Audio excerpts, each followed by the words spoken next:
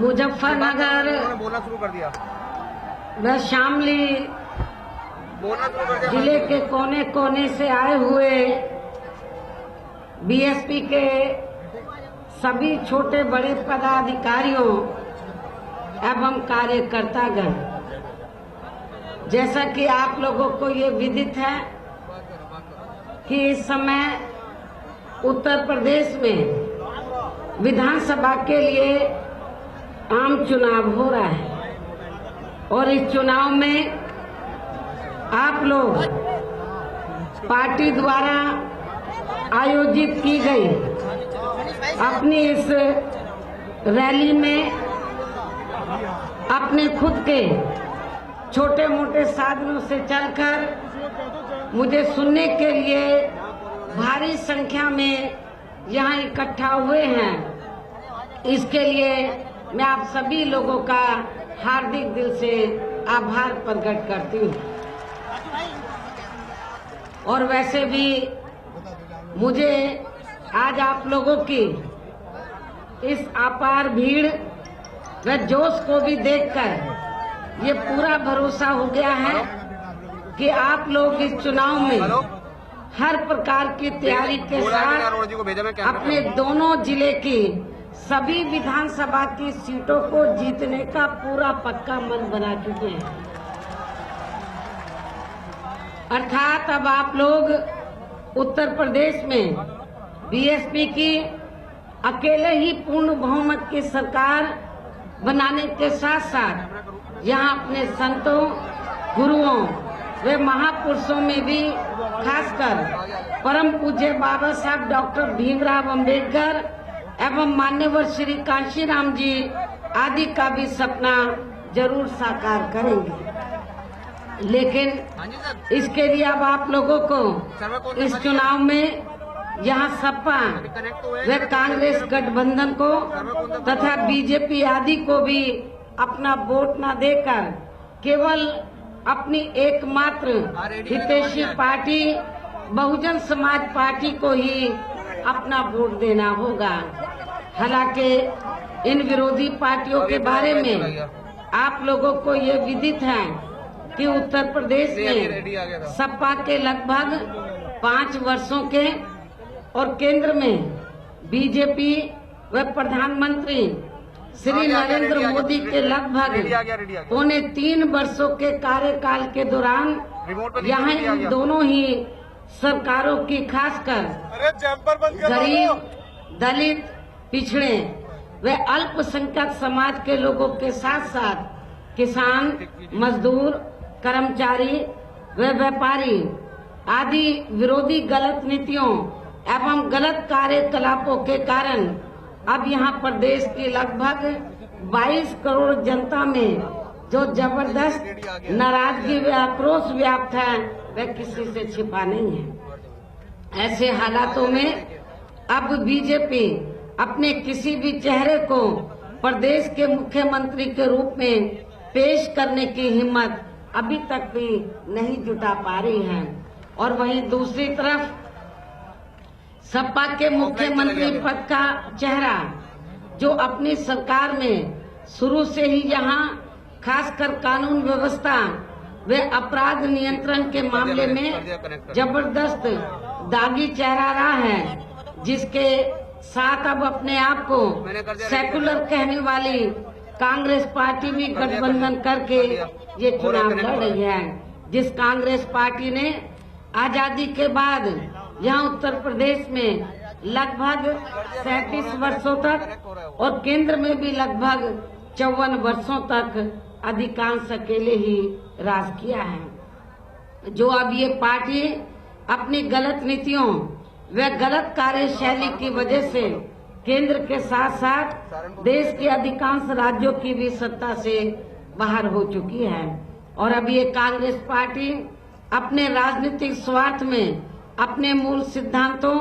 व असूलों को भी ताक पर रखकर यहाँ बीजेपी के इशारों पर सरकार चलाने वाली और खासकर अल्पसंख्यक समाज विरोधी ऐसी समाजवादी पार्टी के साथ गठबंधन करके ये चुनाव लड़ रही है,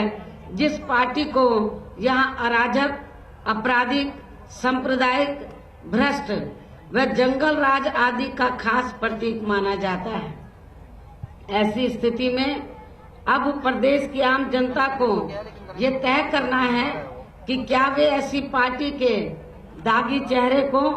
व इनके गठबंधन को अपना वोट देंगे या फिर इसके स्थान पर इन सभी तत्वों का सफाया करके जहां हर स्तर पर कानून द्वारा कानून का राज कायम करने वाली अपनी एकमात्र बीएसपी की बेदागी चेहरे को अपना वोट देंगे। और अब इसका सही फैसला आपको व प्रदेश की आम जनता को इस चुनाव में ही करना होगा। और वैसे भी इस बारे में जनता के सामने सच्चाई यही है कि प्रदेश की वर्तमान सपा सरकार में यहाँ शुरू से ही अराजक, आपराधिक, सांप्रदायिक, भ्रष्ट व जंगल राज ही व्याप्त रहा है, जिसकी खास वजह से ही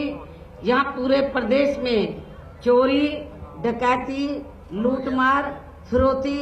अपहरण, महिला उत्पीड़न, गुंडा टैक्स, सरेआम गुंडागर्दी, जमीनों पर जबरन अवैध कब्जे तथा सांप्रदायिक दंगे व तनाव आदि की घटनाएं काफी चरम सीमा पर ही होती रही हैं। यही मुख्य कारण है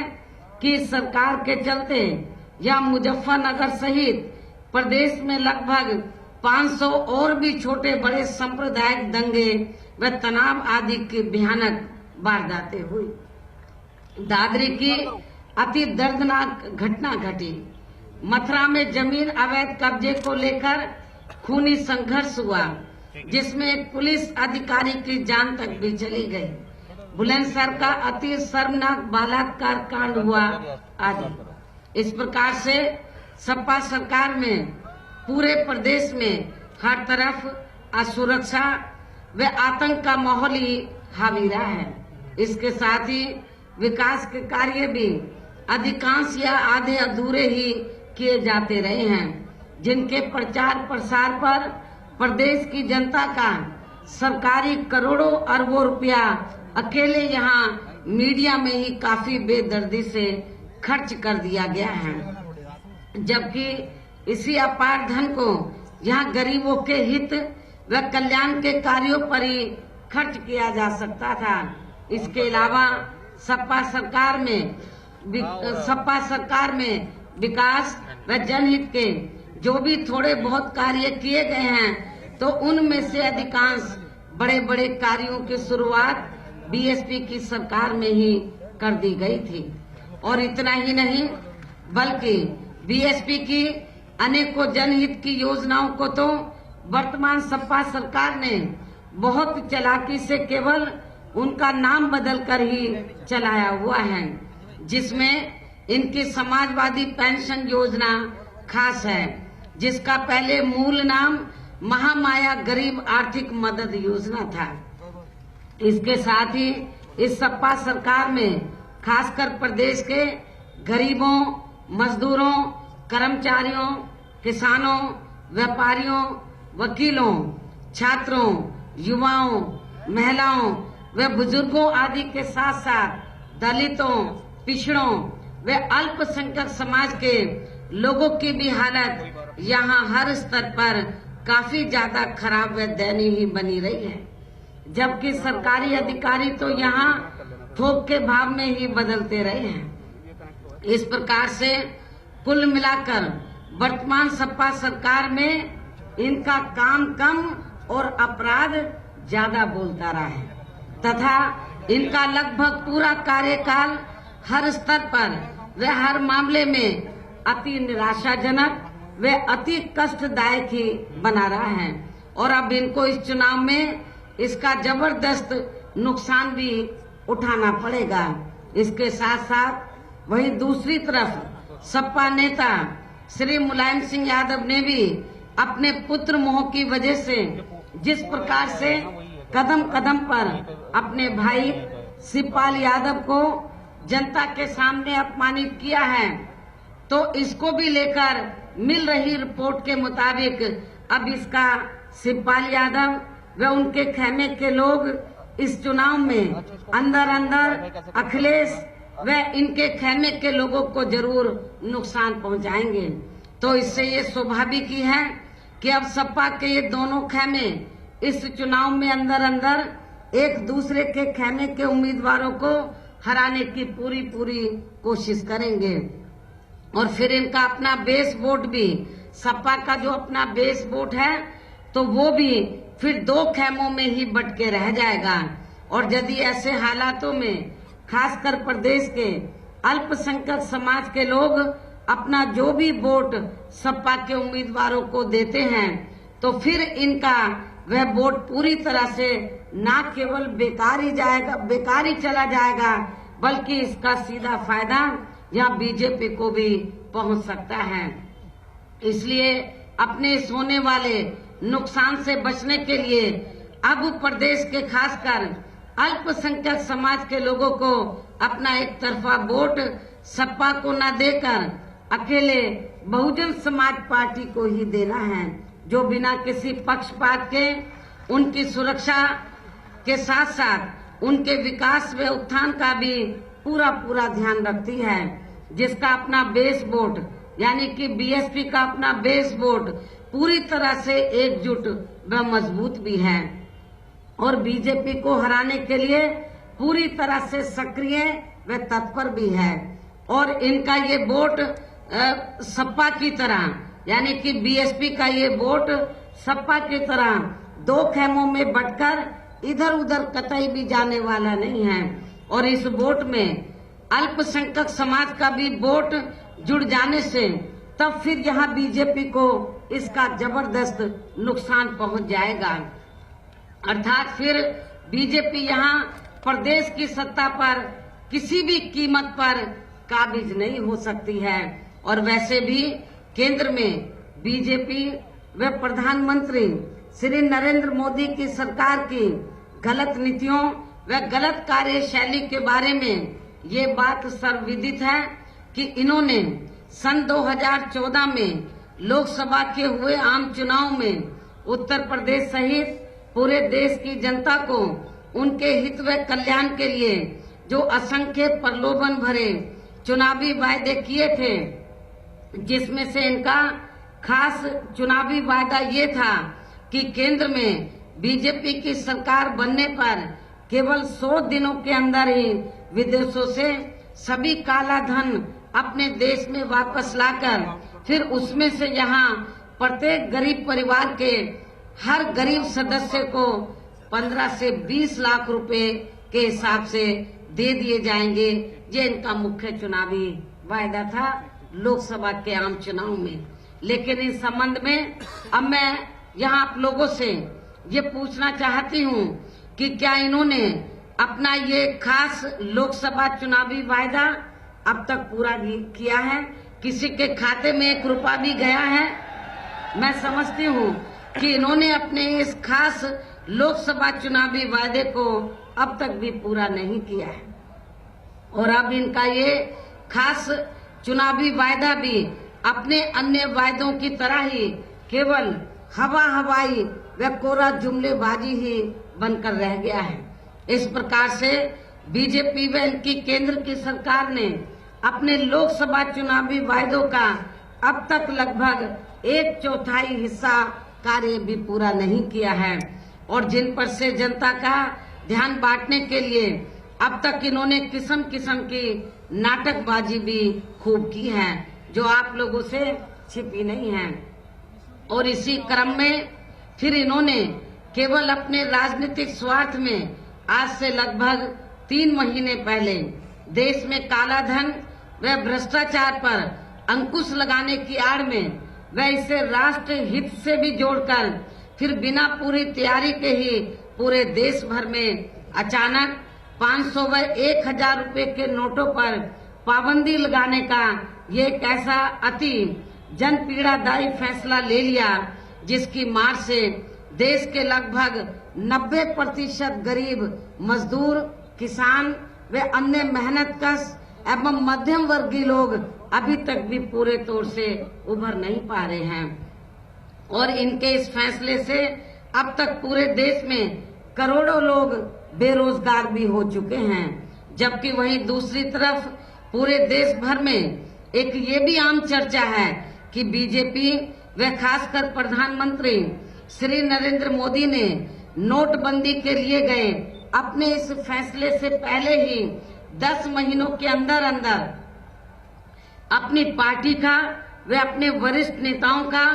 तथा अपने चहेते बड़े बड़े पूंजीपतियों व धन्ना सेठों का भी काला धन पूरे तौर से ठिकाने लगवा दिया था, जिसके बारे में बीएसपी द्वारा खुली चेतावनी देने के बावजूद भी इन्होंने इसका मीडिया में अभी तक भी कुछ भी खुलासा नहीं किया है। और इतना ही नहीं बल्कि चुनाव के दौरान अपने जारी किए गए केंद्रीय बजट में भी इन्होंने ये नहीं बताया है कि देश में नोटबंदी करने के बाद इन 3 महीनों के अंदर अंदर कितना काला धन इकट्ठा किया गया है और इसकी कितने लोगों को सजा दी गई है। इसलिए इससे ये स्पष्ट हो जाता है कि इनका ये नोटबंदी का फैसला केवल अपने राजनीतिक स्वार्थ में अपने लोकसभा चुनावी वायदों पर से जनता का ध्यान बांटने के लिए ही लिया गया है। इसके साथ ही इस बार का भी इनका ये केंद्रीय बजट इनके लोकसभा चुनावी वायदों की तरह ही केवल हवाई व खोखला ही साबित होने वाला है। अर्थात इनके बजट में खासकर चुनाव को ध्यान में रखकर दर्शाए गए आंकड़ों के मकड़ जाल से भी अब यहाँ की जनता गुमराह होने वाली नहीं है। इसके अलावा अपने विरोधियों पर भ्रष्टाचार के जबरदस्ती के गलत आरोप लगाने वाली इस पार्टी ने, इनकी केंद्र की सरकार ने भी खासकर यहाँ अपने चहेते ललित मोदी, विजय माल्या व अनेक और घोटालों में फंसे भ्रष्ट लोगों को तो अभी तक भी बचाया हुआ है, जबकि इस मामले में हमारी पार्टी की रही सरकार ने यहाँ भ्रष्ट लोगों के खिलाफ काफी सख्त कानूनी कार्रवाई भी की है, जिसके अनेक उदाहरण आप लोगों के सामने हैं। इस प्रकार इन सब बातों को ध्यान में रखकर अब मेरा यही कहना है कि बीजेपी व प्रधानमंत्री श्री नरेंद्र मोदी ने अब तक केवल एक ही अपना खास चुनावी वायदा ये पूरा किया है कि इन्होंने देश में अपने खास चहेते बड़े बड़े पूंजीपतियों व धन्ना सेठों को पहले से और भी कई गुना ज्यादा मालामाल और धनवान बना दिया है, जिनके धन व बल की मदद से ही अब ये पार्टी केंद्र की तरह यहाँ उत्तर प्रदेश में भी सत्ता में आने के सपने देख रही है, जिससे आप लोगों को कतई भी पूरा नहीं होने देना है। सामाजिक क्षेत्र में भी केंद्र की वर्तमान भाजपा सरकार ने अपनी हीन व जातिवादी मानसिकता के चलते यहाँ विशेषकर देश के दलितों, पिछड़ों व अल्पसंख्यक समाज के लोगों का अधिकांश मामलों में पहले से भी काफी ज्यादा शोषण व उत्पीड़न आदि किया है। और अब ये सरकार बाबा साहब डॉक्टर अम्बेडकर के अथक प्रयासों से इन वर्गों को भारतीय संविधान में मिले आरक्षण व अन्य और कानूनी अधिकारों को भी अब अपने आरएसएस के एजेंडे के मुताबिक चलकर ही उन्हें अंदर अंदर निष्प्रभावी बनाने में व खत्म करने की भी पूरी कोशिश में लगी हुई है। इसके साथ ही इन वर्गों को सरकारी नौकरियों में मिले पदोन्नति में आरक्षण को भी इन्होंने खासकर कांग्रेस व सपा की अंदरूनी मिलीभगत से अभी तक भी प्रभावहीन ही बनाया हुआ है। और इतना ही नहीं बल्कि इन वर्गों को प्राइवेट सेक्टर में आरक्षण देने की व्यवस्था किए बिना ही इन्होंने केंद्र व अपने भाजपा शासित राज्यों के भी ज्यादातर कार्य प्राइवेट सेक्टर को ही देकर अब इन वर्गों का आरक्षण भी काफी हद तक कम कर दिया है। इसके साथ साथ अब इन वर्गों के ऊपर आए दिन हर स्तर पर अन्याय अत्याचार भी बड़े पैमाने पर हो रहा है। और इस बात का हैदराबाद का दलित छात्र रोहित वेमुला कांड, गुजरात का दलित ऊना कांड व यहाँ आपके उत्तर प्रदेश का भी दया शंकर सिंह कांड आदि इनके ये कुछ खास उदाहरण हैं। इसी प्रकार केंद्र की वर्तमान भाजपा सरकार के चलते अब यहाँ पूरे देश में अल्पसंख्यक समाज के लोगों के साथ भी अधिकांश सोतेला व पक्षपात वाला रवैया ही अपनाया जा रहा है, जिसकी खास वजह से ही अब इनकी अलीगढ़ व जामिया मिलिया यूनिवर्सिटी तक का भी अल्पसंख्यक होने का दर्जा छीना जा रहा है। तो वहीं दूसरी तरफ बीजेपी व इनकी केंद्र की सरकार द्वारा इनके खासकर मुस्लिम पर्सनल लॉ, 3 तलाक, कॉमन सिविल कोड आदि में जो दखल देने की कोशिश की जा रही है, तो ये भी अति चिंता की बात है, जिससे हमारी पार्टी कतई भी सहमत नहीं है। इसके साथ ही अब ये लोग अपने जान माल यानी कि अल्पसंख्यक समाज के लोग अपने जान माल व मजहब की सुरक्षा को भी लेकर हमेशा चिंतित व दहशत में ही बने रहते हैं। और इतना ही नहीं बल्कि अब तो पूरे देश में सांप्रदायिक व कट्टरवादी ताकतों के मजबूत होने की वजह से आए दिन यहाँ इन लोगों के ऊपर खासकर गोरक्षा, लव जिहाद, देशभक्ति व संस्कृति आदि के नाम पर भी काफी ज्यादा शोषण व उत्पीड़न किया जा रहा है। इसके साथ ही आतंकवाद के नाम पर भी अब पूरे देश में खासकर यहाँ अल्पसंख्यक समाज के आम लोगों को भी शक की नजरों से देखा जा रहा है, जिससे इनमें हमेशा ही असुरक्षा की भावना बनी रहती है। और अब ऐसी स्थिति में यहाँ सच्चर कमेटी की रिपोर्ट का लागू होना वर्तमान केंद्र की भाजपा सरकार में कतई भी संभव नहीं हो सकता है। इसके अलावा केंद्र में रही पूर्व की कांग्रेसी सरकार की तरह ही वर्तमान भाजपा सरकार की भी गलत आर्थिक नीतियों के कारण अब यहाँ सभी वर्गों में से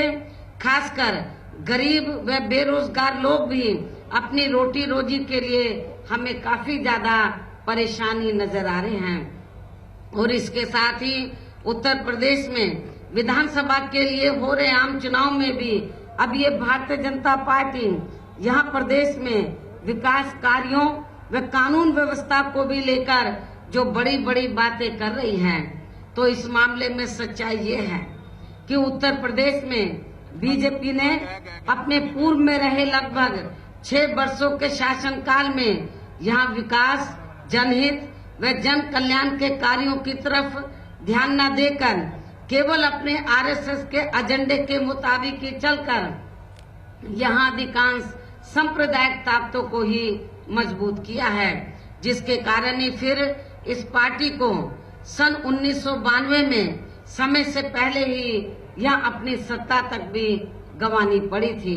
जबकि इस अवधि में केंद्र में भी ज्यादातर बीजेपी की ही अपनी सरकार रही है। इसके अलावा बीजेपी के लोग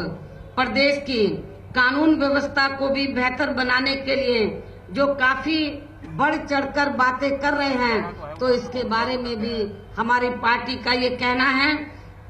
कि जब केंद्र में बीजेपी की सरकार अपने अधीन में चल रही देश की राजधानी दिल्ली की कानून व्यवस्था को भी ठीक ढंग से संभाल नहीं सकती है, तो तब फिर ऐसी स्थिति में दिल्ली से भी कई गुना ज्यादा आबादी रखने वाले यहाँ अपने उत्तर प्रदेश की वर्तमान में